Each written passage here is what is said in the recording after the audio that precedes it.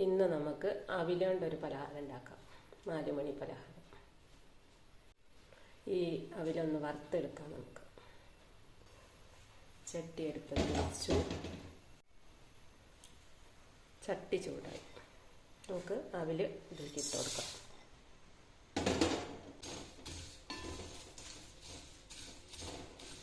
അവില് ആയിട്ടോ. എന്താ ഒട്ടും ചൂടിട്ട് പിടിക്കാൻ വയ്യ. നല്ല ചൂട്. നമുക്കിതിലേക്ക് അതിൽ നല്ല വറുത്ത് നന്നായിട്ട് വറുത്തു കേട്ടോ. അതിലേക്ക് കുറച്ച് ശർക്കര ചെയ്ത് വെച്ചു. ഇതൊന്ന് ഇതിൻ്റെ കൂട്ടത്തിൽ ഒന്ന് ചൂടാക്കിയെടുക്കാം. നന്നായിട്ട് മെൽറ്റായിട്ട് വരുമ്പോൾ ഈ അതിൽ നല്ല ടേസ്റ്റ് ഉണ്ടാവും. ശർക്കര നന്നായിട്ട് മെൽറ്റായിട്ട് വരട്ടെ. ചൂട് തട്ടുമ്പോൾ നന്നായിട്ട് മെൽറ്റായിട്ട് വരും. ശർക്കര അവിലും നന്നായിട്ട് മിക്സായി. ഇതിലേക്ക് കുറച്ച് തേങ്ങ ഇട്ട് കൊടുക്കാം.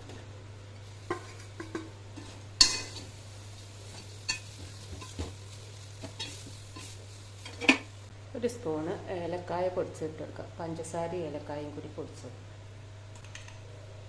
എന്നിട്ടൊന്ന് ഇളക്കാം. ഒരു സ്പൂണ് നെയ്യ് ചേർത്തത്. ഒരു ടേസ്റ്റാണ് നെയ്യ് ഇട്ടിട്ടുണ്ടെങ്കിൽ. വേണമെന്നുണ്ടെങ്കിൽ ഇട്ടാൽ മതി കേട്ടോ. നിർബന്ധമൊന്നുമില്ലേ. പക്ഷെ ഏലക്കായും ശർക്കരയും തേങ്ങയും നെയ്യൊക്കെ ആകുമ്പോൾ നല്ല ടേസ്റ്റ് ഉണ്ടാവും. നെയ്യൊക്കെ ഇട്ടിട്ടുണ്ടെങ്കിൽ പിള്ളേർക്കൊക്കെ ഇഷ്ടമായിരിക്കും നെയ്യ്. സ്കൂൾ വിട്ട് വരുമ്പോഴൊക്കെ വൈകിട്ട് കഴിക്കാൻ കൊടുക്കാനൊക്കെ നല്ലതാണ് ഈ പലഹാരം.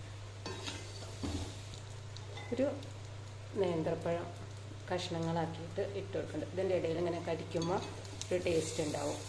നിർബന്ധമില്ല, ഇഷ്ടമുള്ളവർക്ക് ഇട്ട് കൊടുക്കാം. ഇതിൽ പഴം ഇരിക്കുന്നുണ്ട്. അപ്പോൾ അത് ഇതിൻ്റെ കൂടെ ഇട്ടാൽ നല്ലതാ വിചാരിച്ചിട്ടാണ് ഇട്ടത്. നോക്കാം എങ്ങനെ ഉണ്ടാവുന്നു. നല്ല മണമുണ്ട്.